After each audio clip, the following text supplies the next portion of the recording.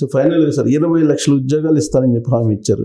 అది ఇంప్లిమెంటేషన్ సాధ్యమేనా? 20 లక్షల ఉద్యోగాలు ఇవ్వటం కాదు, సృష్టించటం.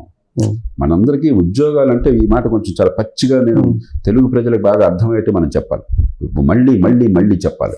మన దేశంలో కానీ రాష్ట్రాల్లో కానీ ఉద్యోగం అంటే గవర్నమెంట్లో బంట్రోతుగా ఉండాలి, గుమస్తాగా ఉండాలి, మరో పదవిలో ఉండాలి, 100 పోస్టులు ఉంటే 1,00,000 మంది పోటీ పడాలి, 1,00,000లో 100 మంది సెలెక్ట్ కావాలి. ఈ 1,00,000 మందికి వస్తున్న బ్రాహ్మణ కల్పించడం కోసం చెప్పని, అంతకంటే ఎక్కువ మందికి వస్తుందని చెప్పని ఏజ్ లిమిట్ పెంచుతూ ఉండాలి. 25, 28, 30, 35, 40. ఇది ఉద్యోగాల కల్పన. మీరు ఎంత తలకిందులుగా తపస్సు చేసినా కూడా 1,00,000 మంది పోటీ పడ్డ 100 ఉద్యోగాలుగా ఉంది. మరి మిగతా 99,900 మంది మనుషులు కాదా? మిగతా సమాజం ఇది 100 మంది బతికేస్తారు పనిచేసిన చెప్పినా కూడా. మిగతా వాళ్ళంతా పస్తులు ఉంటారా? వాళ్ళని పోషిస్తారా? కాదు. ఆర్థిక వ్యవస్థను పెంచాలి. అందుకే మళ్ళీ మళ్ళీ చెప్పేది నేను, ప్రభుత్వం అన్నది మౌలిక సదుపాయాల కల్పన చేసి, తాను చేయాల్సిన పని సమర్థంగా చేసి, ఉమ్మడి సేవలను అందించి, పెట్టుబడులను ప్రోత్సహించి ఆర్థిక వ్యవస్థను పెంచుతుంది. మన ఒంటి మీద ఉన్నటువంటి ఏ వస్తువైనా చూడండి, మన చుట్టూ వస్తువు, ఈ జేబులో పెన్ను చూడండి, ఈ కాలర్ మైక్రోఫోన్ చూడండి, ఈ సోఫా చూడండి, కాళ్ళకేసిన చెప్పులు చూడండి, ఒంటికేసుకున్న బట్టలు చూడండి, వాచ్ చూడండి. వీటిలో ప్రభుత్వం ఏమైనా తయారు చేసిందండి? మరి మనకు కావలసిన వస్తువులు సేవలు అందించేది వేరేదైతే ఉద్యోగాలు ప్రభుత్వం ఎట్లా వస్తాయి? ఈ వస్తువులని సేవలను ఉత్పత్తి చేయడమే ఉపాధి. అన్ని రకాల వస్తువులను అన్ని రకాల సేవలు ఉన్నాయి. అది ఎవరు చేస్తారు? మార్కెట్లో జరుగుతుంది. కాబట్టి మార్కెట్ని పెంచాలి, ఆర్థిక ప్రగతిని పెంచాలి. దాని ద్వారా ఉద్యోగాల సృష్టి జరుగుతుంది. ప్రభుత్వం చేసిన మార్కెట్ని పెంచడం ఎట్లాగా? మౌలిక సదుపాయాల కల్పన, ఆర్థికంగా పొదుపరితనము, పెట్టుబడుల ప్రోత్సాహము, నైపుణ్యాన్ని పెంచడము. పని చేయాలంటే నైపుణ్యం కావాలి కదా, పూర్వకాలంలో కాదు కదా. ఏ పని చేయాలన్నా కూడా స్కిల్ కావాలి కదా. అందుకని మళ్ళీ మళ్ళీ చెప్పేది మంచి చదువు, దొంగ చదువు కాదు, పరీక్షలు పాస్ అయ్యేది కాదు, బుద్ధిని వికసింపజేసేది, నైపుణ్యాన్ని ఇచ్చేది, పేదరికం నుంచి బయటికి తీసుకొచ్చేది, ఆదాయాన్ని పెంచేది. మంచి చదువు, మంచి ఆరోగ్యం, ఉత్పాదకత రావడం కోసం చెప్పని ఆ పెట్టుబడుల ద్వారా, ఆ పారిశ్రామికీకరణ ద్వారా, ఆర్థిక వ్యవస్థ పెరగడం ద్వారా ఉపాధి కల్పన, దాని నుంచి ఆదాయాలు. అలా 20 లక్షల ఉద్యోగాలు ఖచ్చితంగా సృష్టించాలి. అంతేగాని మోదీ గారేమో ఢిల్లీలో ద్వారాలు తెరిచేసిన ఉద్యోగాలకి ఎవరికి ఇస్తాడు? ఎట్లా ఇస్తావు?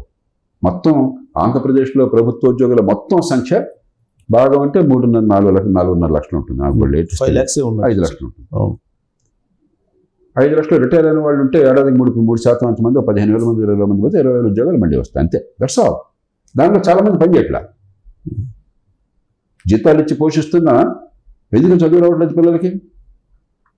ఎందుకు గవర్నమెంట్ ఆఫీసులు లంచంలో పని జరగట్లేదు? ఎందుకు రోడ్లు అధ్వానంగా ఉన్నాయి? ఎందుకు మంచినీళ్ళు సరిగ్గా అందట్లేదు? ఎందుకు ట్రాఫిక్ని సరిగ్గా నియంత్రించలేకపోతున్నారు? అందుకోసం పెట్టాం వీళ్ళని పోషించడం కోసం తీసుకోరా. మనందరికీ కలిసి ఉమ్మడి పనులు చేస్తారని పెట్టాం మనం. అది మర్చిపోతున్నాం. కొంచెం పచ్చిగా చెప్పాలి, ప్రజలకు అర్థం కావాలి. గవర్నమెంట్ ఉద్యోగాలు ఇస్తుంది, గవర్నమెంట్ సర్వరోగిన వారిని, గవర్నమెంట్ వల్ల అందరికీ ఉపాధి వచ్చేస్తుంది, నిరుద్యోగం తీరిపోతుంది. ఇది పిచ్చి ఆలోచన, ప్రమాదకరమైన ఆలోచన, మనల్ని పూర్తిగా నాశనం చేసే ఆలోచన, రాష్ట్రాన్ని, దేశాన్ని దివాళా తీసే ఆలోచన. ఉపాధి వచ్చేది అట్లా కాదు. ఈ మాట చెప్పడానికి భయపడుతున్నారు వీళ్ళంతా కూడా. కొందరైనా భయం లేకుండా ప్రజలు నిజాయితీగా చెప్పాలి. సార్, ఉద్యోగులు అనగానే మీరు అన్నట్టు గవర్నమెంట్ ఉద్యోగం ఉంటే ఉద్యోగులు, లేదు అనే భావన అది పోవాలని కోరుకుందాం సార్. ఇంకోటి ఏంటంటే సిపిఎస్ రద్దు అనేది ఒక పెద్ద ఇష్యూ ఆంధ్రప్రదేశ్లో. అసలు అది రద్దు చేస్తేనేమో ఆర్థిక పరిస్థితి కుప్పకూలిపోతుంది. సిపిఎస్ రద్దు చేస్తే రాష్ట్రానికి వదిలేసండి. రాష్ట్రాన్ని వల్లకాటు చేసినట్టే, భవిష్యత్తులో మన పిల్లల భవిష్యత్తు నాశనం చేసినట్టే మీరు వదిలేసండి. దాని గురించి మాట్లాడి అనవసరం. ఎట్టి పరిస్థితుల్లో జరగడానికి వెళ్ళలేదు. నేను నిర్మోహటంగా చెప్తున్నాను ఈ మాట, దేశంలో గట్టిగా చెప్తున్నాను. నాకు ఉద్యోగులు అంటే కోపం లేదు, ఎవరి మీద మోజు లేదు. నిజాన్ని నిజంగా చెప్పాలి. గత ప్రభుత్వంలో చేసిన మంచి పని గట్టిదేమన్నామంటే సిపిఎస్కి కట్టుబడి ఉంటాం. మోదీ గారు చేసిన మంచి పని ఏమిటంటే సిపిఎస్కి కట్టుబడి ఉంటాం. దాన్ని తీసుకొచ్చింది వాజ్పేయి గారు. దాన్ని దేశమంతా విస్తరింపజేసింది మన్మోహన్ సింగ్ గారు కాంగ్రెస్ ప్రభుత్వంలో. ఈవేళ కొన్ని పార్టీలు నీతిబాహ్యమైన రీతిలో, ముందు చూపు లేకుండా, మాకు అధికారం వస్తే, ఓట్లు వస్తే చాలు, దేశమంతా వల్లకాడైనా పర్వాలేదని చెప్పిన భావనతో దేశ ద్రోహాన్ని కొడుగడుతున్నారు. ఇంతకంటే పరుషంగా నేను మాట్లాడాను. కానీ పాలకులు ఏం చేస్తున్నారంటే ఉద్యోగులు ఏం చెప్తే అది చేసే పరిస్థితికి వచ్చారు ఇవాళ. అది ఎట్టి పరిస్థితి జరగడానికి లేదు. తెలుగు సమాజం, భారతీయ సమాజం ఇది మన సమస్యను గుర్తించి మన బతుకులు నాశనం అవుతాయని గుర్తించి ఎదురొడ్డి పోరాడాలి ఒకటి. రెండోది, అయినా మీరు చేస్తామన్నట్టయితే పెన్షన్లు భవిష్యత్తులో ఎంత ఇవ్వబోతున్నారో ఆ డబ్బు ఈవేళ బడ్జెట్లోంచి బయట పెట్టండి. అంతేగాని 20 ఏళ్ల తర్వాత 10,000 కోట్ల రూపాయల ఖర్చును ఇవాళ నిర్ణయం చేసే హక్కు మీకు ఎవడిచ్చాడు? వచ్చే తరం భవిష్యత్తు నాశనం చేసే హక్కు ఎవడిచ్చాడు మీకు? నేను ఓటేసింది 5 ఏళ్ళు పరిపాలించాలా అని చెప్పని, 50 ఏళ్ల తర్వాత 30 ఏళ్ల తర్వాత ఈ దేశాన్ని నాశనం చేయడం కోసం నిర్ణయం తీసుకోమని కాదు. కాబట్టి ఒకవేళ అలా చేద్దాం అనుకున్నట్టయితే ఈ 30 ఏళ్ల తర్వాత 20 ఏళ్ల తర్వాత పెన్షన్ ఎంత వస్తుందో, ఎంత ఇవ్వాల్సి వస్తుందో దానికి తగినట్టుగా డిస్కౌంటెడ్ ఫ్లాష్లో ఉంటారు. ఈవేళ మీరు బడ్జెట్ నుంచి డబ్బులు పెట్టి వేరే ఒక ఫండ్లో పెట్టండి, అప్పుడు నాకు అభ్యంతరం లేదు. ఆ నొప్పి ఏంటి ఇప్పుడు తెలుస్తుంది. అసలు మామూలుగా పరిపాలన నడవదు, జీతాలు లేవు అనుకున్న రోజుల్లో ఇది కూడా పెడితే ఏం నడవదు. అప్పుడు మీకు అర్థం కానివ్వండి. ఉద్యోగులను కూడా కోరుతున్నాను, అయ్యా సిపిఎస్ వల్ల మీకు నష్టం అనేది బ్రహ్మాండంగా ఉంటుంది. దేశమంతా నాశనం అయిపోయి ఉద్యోగులు మాత్రం బాగుపడాలంటే అలాగే మీరు దేశంలో భాగం కాదా? ఉద్యోగంలోకి వచ్చే ముందు మనందరం దేశభక్తి, మన రాష్ట్రం పట్ల భక్తి, మన భాష అంటే మమకారం, మన సమాజం అంటే ప్రేమ, ఇవన్నీ వెలుబుచ్చాం. ఉద్యోగం చదివాకల సమాజాన్ని నాశనం చేయకుండా ఉంటే చాలు. మీరందరూ కూడా ఈ దేశంలో 100కి 90 మంది కంటే బలవంతులు, 100కి 90 మంది కంటే సంపన్నులు. రెక్కాడితే డొక్కాడినటువంటి మామూలు మనిషికి పెన్షన్ అక్కర్లేదా? ప్రైవేట్ రంగంలో మీరు ప్రైవేట్ రంగంలో పనిచేస్తాం, మీకు పెన్షన్ అక్కర్లేదా? మరి మీకు భద్రత అక్కర్లేదా? కొంతమందికేనా? సమాజానికి కొంతమంది సేవలు ఇచ్చారు, మిగతా వాళ్ళ సేవలు అవ్వట్లేదు. ఆ సేవలు వచ్చి బయట నుంచి వస్తున్నాయి. పనికొచ్చే ప్రతి జరుగుతుంది ప్రభుత్వం బయట, ప్రభుత్వంలో జరిగేదేం లేదు ఇవాళ పరిస్థితుల్లో. సో ఒకవైపు నరేంద్ర మోడీ పనికి తగ్గ వేతనం అని అంటుంటే, ఇక్కడేమో ప్రతిసారి పిఆర్సీ అంటుంటారు సార్, బడ్జెట్కు సంబంధం లేకుండా పిఆర్సీ. మనం మార్కెట్లో ఇప్పటికి కూడా మీరు చూడండి, ఏ ఉద్యోగమైనా సరే మధ్యస్థాయి కింది స్థాయి ఉద్యోగాల్లో మార్కెట్లో 20,000 జీతం అంటే ప్రభుత్వంలో 60,000 జీతం ఉంటుంది ఇప్పటికే. పెన్షన్ 40,000 ఉంటుంది ఇప్పటికే. అంటే మార్కెట్లో ఆ పనికి వచ్చే వేతనం కంటే రిటైర్ అయ్యాక ఆ పని చేసినందుకు పెన్షన్ ఎక్కువ ఉంటుంది. ఎలా నడుస్తుందండి ఇది? మిగతా వాళ్ళంతా మనుషులు కాదా? డ్రైవర్ ఉన్నాడు, నాకు డ్రైవ్ చేస్తున్నాడు, మీకు డ్రైవర్ ఉంటారు, ఇంకో డ్రైవర్ ఉంటారు, ఆయన డ్రైవ్ చేస్తాడు, గవర్నమెంట్లో డ్రైవ్ చేస్తాడు. మార్కెట్లో ఎవరైనా అడగండి 20,000, 22,000 డ్రైవర్కి, ఇంకో 2,000 అటు ఇటు ఉండొచ్చు. గవర్నమెంట్లో 50,000, 60,000, 70,000, లక్ష వచ్చేవాళ్ళు ఉన్నారు. మీరు సీనియారిటీ ఉంటే లక్ష వచ్చేవాళ్ళు. ఒక టీచర్ ఉన్నారు. మార్కెట్లో మంచి స్కూళ్ళల్లో కూడా, చాలా అరుదైన స్కూళ్ళల్లో, ఇంటర్నేషనల్ స్కూళ్ళల్లో 20,000 అంటే మంచి జీతం కింద లెక్క. గవర్నమెంట్లో 25,000 రూపాయలు టీచర్ ఎవరు లేరు. యావరేజ్ 50,000 ఉంది, కొంతమంది లక్షలు వస్తారు. ఈ సమాజం నడుస్తుంది ఎట్లాగా? అంటే సమాజంలో మనందరికి జీతపత్యాల కోసం, పోషించడం కోసమే పనులు అవటమా? మన వల్ల పెద్ద ప్రయోజనం లేకుండా ఇంత జరిగిన చదువు అందట్లేదుగా, ఇంత జరిగిన ఆరోగ్యం అధ్వానంగా ఉందిగా, ఇంత జరిగిన ట్రాఫిక్ చండాలంగా ఉందిగా, ఇంత జరిగిన న్యాయం అందట్లేదుగా, ప్రజలకి గోండాల రాజ్యంగా ఉందిగా, ఇంత జరిగిన మౌలిక సదుపాయాలన్నీ చండాలంగా ఉన్నాయిగా. అంటే ప్రభుత్వం ఎందుకోసం? పూర్వకాలం రాజులు నిరంకుశ రాజుల్లాగా నాకు కత్తనం ఉంది, డబ్బు ఇవ్వచ్చు, చంపేస్తా అని చెప్పిన గోల్డ్ కూడా డబ్బులు వసూలు చేయడం కోసమేనా? పన్నులు తినేయడం కోసం, వాడు రాజమందిరాల నిర్మాణం కోసం చెప్పిన ప్రభుత్వం ప్రజల కోసం, ప్రజల డబ్బు ఇది, ప్రజల భవిష్యత్తు, ప్రజల ఉమ్మడి అవసరాలు. అది మర్చిపోయి ప్రభుత్వంలో ఒక ఉద్యోగిగా కానీ, ఒక అధికారిగా కానీ, లేకపోతే ఒక ఎన్నికైన వాడిగా కానీ ఉంటే ఇది నాది అనుకుంటున్నారు, ఇదో సామ్రాజ్యం అనుకుంటున్నారు. ఇది చాలా ప్రమాదకరమైన ధోరణి దేశానికి. ఈ మాటలు తెలుసు నాకు, ఈ మాటలు చెప్తే నన్ను బండబూతులు పెడతారు, కులం పెడతారు, వర్గం పెడతారు, మతం పెడతారు. మనకి ఒక చండాలమైనటువంటి సంస్కృతి వచ్చింది ఈ దేశంలో. ఎవరు ఏ మాట చెప్పినా కూడా, వినదగిన ఎవరు చెప్పినా కూడా మాట వినండి, ఆలోచించండి, వాస్తవమా కాదా, తర్కబద్ధమా కాదా, భవిష్యత్తులో మన హితాన్ని కూడా చెప్తున్నారు లేదా, ఈ 3 చూసి అంచనా వేయండి. కానీ వీడి కులం ఏంటి, వీడి ఒంటి రంగు ఏంటి, వీడి పొడిగేంటి, వీడి ఊరేంటి, వీడి బాబెవడు ఏంటిది? ఒక చౌకబారు చర్చ, ఒక మూర్ఖమైన చర్చ, మన వేళతో మన కళ్ళు పొడుచుకునే చర్చ, మన గొంతు కోసుకునే చర్చ. నాకు ఇవన్నీ జరుగుతాయని తెలుసు, కానీ కొందరైనా సమాజంలో నిలబడి నిజం చెప్పకపోతే కొన్ని కఠినమైన విషయాల్లో మన దేశంలో ప్రతిదానికి ఏదో దున్నపోతే దూరం కట్టేయమనే ధోరణి బాగా వచ్చేసింది. నేను ఏ మాట కూడా ఊరికే గుడ్డిగా చెప్పట్లా, ఫ్యాక్ట్స్ చెప్తున్నాను, లాజిక్ చెప్తున్నాను, పరిష్కారం చూపెడుతున్నాను, భవిష్యత్తు ఏంటో అర్థం చేస్తున్నాను. వినకపోతే నాకు వ్యక్తిగతంగా నష్టం ఏమీ లేదు.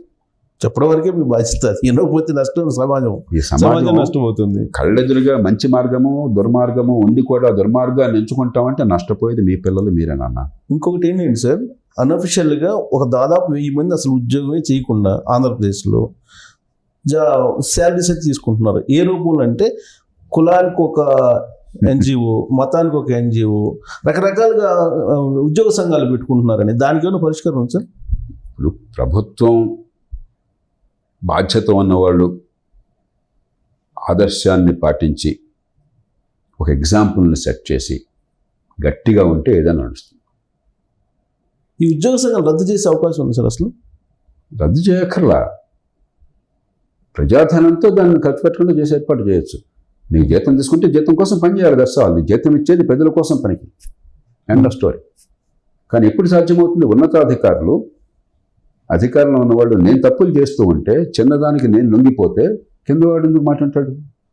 నేను చిన్న ఉదాహరణ ఇస్తాను. నేను ముఖ్యమంత్రి గారి కార్యదర్శిగా ఉండగా ప్రధాన కార్యదర్శి గారు ఒక ప్రతిపాదన తీసుకొచ్చారు. మీ బ్యాచ్కి ఒక ప్రమోషన్, సూపర్ టైమ్ స్కేల్ అంటారు, అది ఇద్దామని. నేను చెప్పాను, ఎందుకండి ఇది? అక్కడ పోస్టులు ఉంటేనే మనం చేద్దాం, కానీ ఊరికే ఇన్నేళ్ళు అయిపోయింది కాబట్టి, టైం వచ్చింది కాబట్టి ఇచ్చేద్దాం అనొద్దు మనం.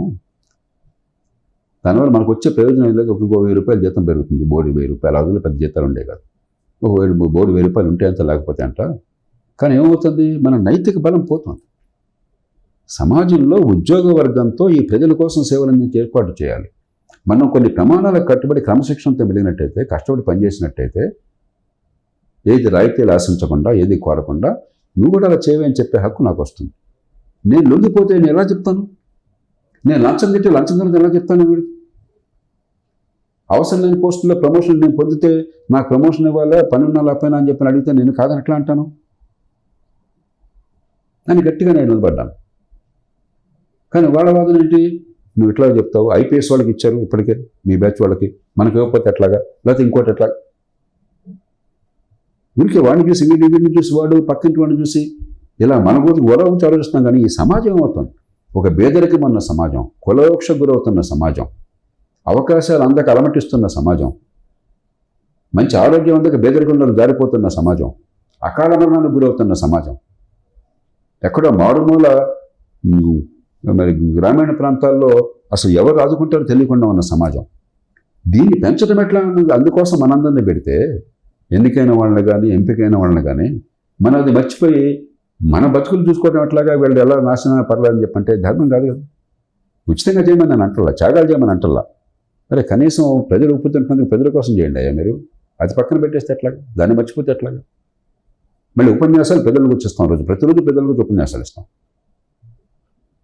ఉద్యోగాలు వచ్చేటప్పుడు ఎందుకు చేరుతున్నావు అంటే ప్రజలకు అసలు సమాజం పట్ల నా గుండె పగిలిపోతుంది, ఇదిగో తెరిచి చూపెడతానంటాం మనం. చేతల్లో చూపెట్టాయి కొద్దిగా. అసలు ఎడ్యుకేషన్ సిస్టమ్కి హెడ్గా ఉన్నాయని మొత్తం ఆంధ్రప్రదేశ్లో 25 లక్షల ఎకరాలు సుమారుగా అసైన్ ల్యాండ్స్ ఇస్తే దాంట్లో 4 లక్షల ఎకరాల్లో ఈయన భాగం ఉంది, ఈయన సొంతగా చేయించుకున్నాడు, బినామీ పేరు పైన ఆయన ఆరోపణలు ఉంది. అసలు దాన్ని మళ్ళీ వెనక్కి తీసుకునే అవకాశం ఉంది సార్? కొత్త చట్టం తీసుకొచ్చారు. భూముల విషయంలో పెద్ద ఇబ్బంది ఉంది. ఎందుకంటే భూమి ఎక్కడికి పోదు, క్యాష్ అంటే ఎక్కడికి దాచిపెట్టేచ్చు, భూమిని దాచిపెట్టలేం కదా. హిరణ్యకశిపుడు వాడు భూమిని చాపుతూ తీసుకెళ్ళాడని చెప్పంటారు. అలా చేయలేడు కదా, భూమి ఉంటుంది కదా. కాబట్టి అందులో ఆంధ్రప్రదేశ్లో కానీ, తమిళనాడులో కానీ, పాత మెడ్రాస్ ప్రెసిడెన్సీలో land records by and large గట్టి ల్యాండ్ రికార్డ్స్ ఉన్నాయి. కాబట్టి భూముల విషయంలో కనుక అన్యాయాలు అక్రమాలు జరిగినట్టయితే తప్పనిసరిగా అవన్నీ వెలికి తీయచ్చు, న్యాయం చట్ట ప్రకారం న్యాయం జరిగే ఏర్పాటు చేయొచ్చు. సో మొత్తం మీద కేంద్రంలో కానీ రాష్ట్రంలో కానీ ఒక ఆశ, ఒక దృక్పథంతో ఈ పరిపాలన సాగుతుంది అనుకోవచ్చా? నేను ఆశావాదిని. ప్రజలు ఏ సంకేతాన్ని ఇచ్చారో దాన్ని అర్థం చేసుకున్నట్టయితే, నిజమైన నాయకత్వ లక్షణాలు ఉన్నట్టయితే, తాత్కాలిక అధికారం కోసం అని చెప్పనో మరో దానికోసం చెప్పిన దేశ భవిష్యత్తును తాకట్టు పెట్టకుండా దూరదృష్టితో కనుక పనిచేసే ప్రయత్నం చేస్తే ఖచ్చితంగా దేశాన్ని, రాష్ట్రాన్ని అభివృద్ధి పథాన్ని పెట్టచ్చు. మన అదృష్టం కొద్దీ రాష్ట్రంలో చంద్రబాబు నాయుడు గారు చాలా సమర్థులు, అనుభవం ఉన్నవారు.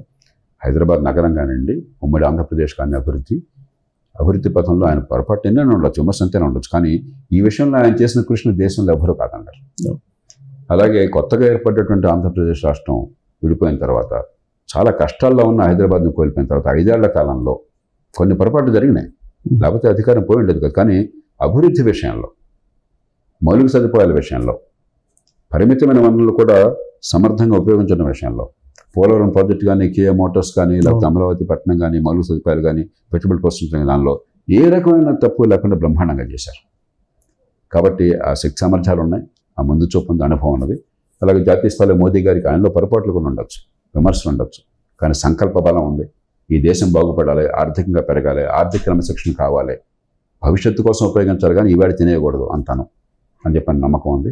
కాబట్టి వారిని సరిగ్గా పనిచేయనిస్తే, మనం కలిసి వచ్చి కొన్ని నిర్మాణాత్మకంగా కనుక సహకారం అందిస్తే, పౌర సమాజం కానీ, పత్రికలు కానీ, ప్రభుత్వాలు కానీ, ప్రభుత్వంలో ఉన్న వాళ్ళు హడావిడిగా అడ్డగోలు నిర్ణయాలు కాకుండా కొంచెం ఆలోచించి ఆచితూచి వ్యవహరిస్తే ఖచ్చితంగా ముందున్నది మంచి కాలం. మంచి కాలం ఓకే సార్, మంచి కాలం ఉండాలని కూడా కోరుకుందాం. ఫైనల్గా ఒక చిన్న క్లారిఫికేషన్ సార్, హైదరాబాద్ ఉమ్మడి రాజధానిగా ఇక్కడ అయిపోయినట్టేనా, తెలంగాణకి ఇచ్చేసినట్టేనా? ఉమ్మడి రాజధాని ఎప్పుడుందండి అసలు? చట్టంలో చట్టంలో ఉంది, 2024 ఉన్నట్టే కదా, ఇప్పుడు పెట్టారు కన్వీనియన్స్ కోసం చెప్పండి. అయిపోయినట్టేనా? నా దృష్టిలో ఆనాటి ప్రభుత్వం చంద్రబాబు గారి నాయకత్వంలో మంచి నిర్ణయం తీసుకున్నారు. ఎందుకే మనకి వేరే రాష్ట్రం వచ్చిన తర్వాత మళ్ళీ ఇక్కడి నుంచి పరిపాలించడం ఏంటి అని అక్కడికి ఉద్యోగులను తీసుకెళ్లారు. అక్కడే తాత్కాలికంగా ఏర్పాటు చేస్తున్నారు, అక్కడ నడిచిపోతుంది. ఇంక ఉమ్మడి రాజధాని సమస్య ఎక్కడ ఉంది అసలు? అయిపోయింది కదా. కాగితం మీద ఏమున్నా కూడా ఇంక ఉమ్మడి రాజధాని ఏముంది? కొన్ని సాంకేతికమైన అంశాలు ఉంటాయి, కొన్ని సంస్థలు ఇంకా కలిసి ఉంటాయి అంతే. కాబట్టి ఇది లేని విషయాన్ని మనం చర్చించుకుంటున్నాం. అది ఆనాడే సరైన నిర్ణయం చేశారు నా దృష్టిలో. ఓకే, రాష్ట్రం అక్కడ ఉంటే మీరు ఎక్కడ కూర్చుని ఇదేనా పూర్వకాలం జమీందారీ, ఏదన్నా రాచరికమా? ప్రజలు అక్కడ ఉంటే మీరు ఎక్కడ ఉంటే అసలు పరిపాలన, ఉద్యోగులు ఎక్కడ ఉంటే అంటే 9-10 షెడ్యూల్లో ఉండే అనేక అంశాలు ఇంకా పెండింగ్లో ఉన్నాయి కాబట్టి అయినా కానీ ఇది పరిష్కారం, అది వేరే దీనికి సంబంధం నేను పరిష్కారం చేసుకున్నాం. అంతేగాని ఉమ్మడి రాజధాని అనేది ఏదో అప్పుడు మన తాత్కాలికంగా ఉపశమనం కోసం చెప్పాను, మరి ఒక్కరోజు పోయి చెట్టు కింద ఎట్లా ఉంటారని చెప్పిన కారణంగానో ఏదో అన్నారు. కానీ చాలా వేగంగానే ఇక్కడి నుంచి అక్కడికి మారి మరి ఏర్పాట్లు చేసుకున్నారు ఉన్నదానిలో. ఇంకా రాజధాని ఉంది, మీరు కాగితం ఏం రాసుకున్నా దానికి ప్రయోజనం లేదు. మనం మర్చిపోతాం, మన పని మనం చేసుకుందాం అంతే. Right, thank you very much చెప్పేసినారు. Thank you very much.